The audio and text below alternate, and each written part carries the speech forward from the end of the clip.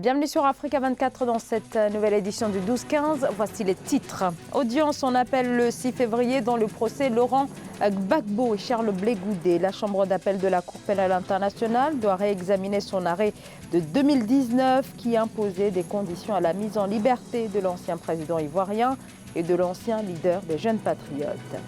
Miser sur l'individu pour renforcer le capital humain, la Banque africaine de développement réitère sa recommandation à l'endroit des gouvernements africains en quête de croissance économique, mais qui reste principalement focalisée sur le capital physique, routes, aéroports et autres infrastructures. Au Niger, plus de 90% des ménages n'utilisent que le charbon de bois face à l'impact du déboisement qui est réel. Les étudiants mettent au point un charbon écologique. Mais d'abord, ce sommet ce dimanche à Luanda, en Angola, sur la crise entre le Rwanda et l'Ouganda. Le président Paul Kagame et le président Yoweri Museveni se sont entretenus sous la médiation du chef de l'État angolais, Joao Lourenço, et du président congolais de Félix Tshisekedi. Objectif, trouver une sortie de crise. En effet, malgré la signature d'un accord en août 2019, le climat politique reste tendu entre les deux pays, le Rwanda et l'Angola, qui continuent de s'accuser mutuellement de déstabilisation et d'espionnage. La chambre d'appel de la Cour pénale internationale statuera les 6 et 7 février à la demande des avocats de Laurent Gbagbo sur la levée des restrictions assorties à la liberté des deux acquittés, à savoir l'ancien président ivoirien donc et son ancien ministre Charles Blé Goudé. L'ancien président réclame donc une liberté totale, mais les avocats de la Côte d'Ivoire estiment que l'affaire n'est pas encore terminée. La décision des prochains jours est donc déterminante sur la suite des procédures judiciaires. Philomène Tine. Après la demande de mise en liberté immédiate et sans condition de l'ancien président ivoirien Laurent Gbagbo auprès de la chambre d'appel de la Cour pénale internationale CPI, les observations de l'accusation, de la défense de l'État de Côte d'Ivoire et des victimes sur cette requête introduite le 7 octobre 2019 seront entendues à partir du 6 février 2020. Sur cette affaire, les avocats de Gbagbo dénoncent un non-respect de ses droits humains fondamentaux alors que l'autre partie s'oppose à sa libération sans condition. Le grand danger, c'est celui de la vérité historique. C'est-à-dire que la Côte d'Ivoire court le risque de ne jamais savoir ce qu'il s'est passé. Avec ce procès, avec cet acquittement et cette liberté immédiate qui arrive, même si ce n'est pas eux les coupables, la Cour reconnaît quand même que des faits se sont passés. Comment n'a-t-elle pas pu mener des investigations à côté des accusations pour aider les Ivoiriens et la Côte d'Ivoire à découvrir la vérité? Le 15 janvier 2019, après 7 années de procédure, Laurent Gbagbo a été libéré et acquitté par la CPI des charges de crimes contre l'humanité commis pendant la crise post-électorale ivoirienne de 2010-2011 portée contre lui. Cependant, il ne jouit toujours pas de ses droits de citoyen ivoirien.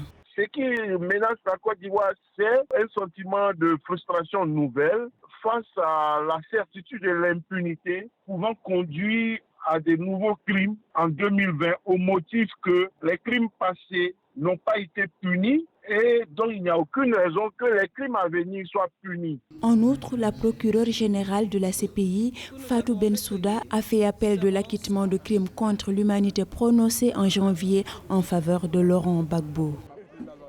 Au Kenya, les contours de la nouvelle zone franche se précisent. Il s'agit d'une zone économique de plus de 240 hectares qui sera installée à Maritini, une banlieue de Mombasa, avec les avantages fiscaux permettant d'attirer l'investissement. L'enjeu pour le Kenya est donc d'aller vers une plus grande diversification du secteur de la logistique. Corinne Kamsefem.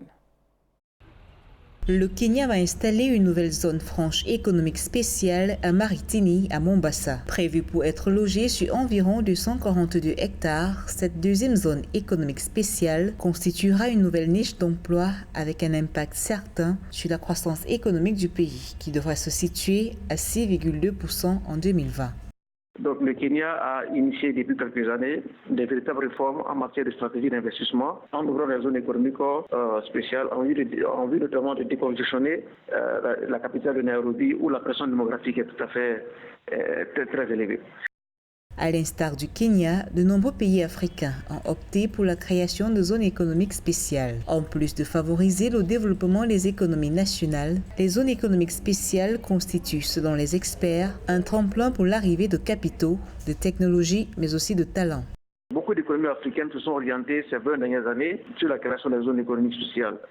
Le cas de la Côte d'Ivoire, c'est la zone économique de Grand Bassam. Le Togo également s'est initié. Le Mali l'a fait avec la zone économique de Koulikoro. Et également, vous avez le Burkina Faso. Parce que ce sont des zones spéciales qui permettent alors d'augmenter les investissements directs étrangers en direction du pays en tant que tel. Face à une forte urbanisation et une pression démographique galopante dans les capitales africaines dont nous avons hérité de la colonisation. Le projet pour la première zone économique spéciale du Kenya a été initié en 2017 avec un accent sur les secteurs chimiques, de l'agro-industrie, de construction et de l'hôtellerie. La création de ces zones franches s'inscrit dans la politique plus globale de Kenya Vision 2030 qui a pour but de développer plus largement l'industrie.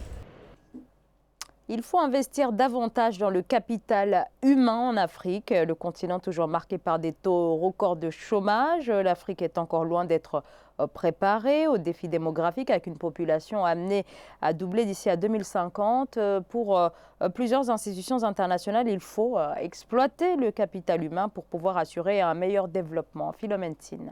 L'économie d'un pays repose sur une population en bonne santé, instruite, bien formée et résiliente selon la Banque mondiale.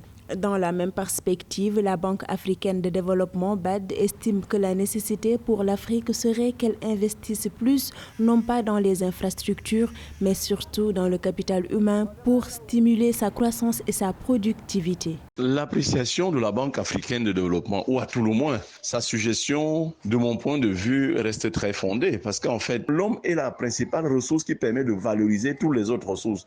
Que ces États africains pensent également à injecter assez de moyens dans la formation du capital humain. Mais le problème maintenant aujourd'hui, c'est l'utilisation de ce capital humain. D'où c'est bien de former le capital humain, mais c'est mieux de les utiliser à leur poste effectif. Dans son plan pour le capital humain en Afrique, la Banque mondiale encourage le continent africain à mieux investir dans sa population et à relever les indicateurs de survie, de santé, d'éducation, de protection sociale et d'émancipation des femmes à l'horizon 2023. Des guerres de basse intensité entretenues par les armes légères de petit calibre qu'on retrouve partout en Afrique sont une véritable menace au développement de ce capital humain que la BAD invite les uns et les autres sur le continent africain à former davantage. Bien plus, le développement économique de l'Afrique est extrêmement compromis sans l'utilisation de ses propres ressources. En histoire des faits économiques, ni en histoire de la pensée économique, on a vu un pays se laisser développer par les étrangers. L'Afrique compte plus d'1,2 milliard d'habitants avec 12 millions de diplômés entrant dans le marché du travail chaque année et 43% ayant moins de 15 ans.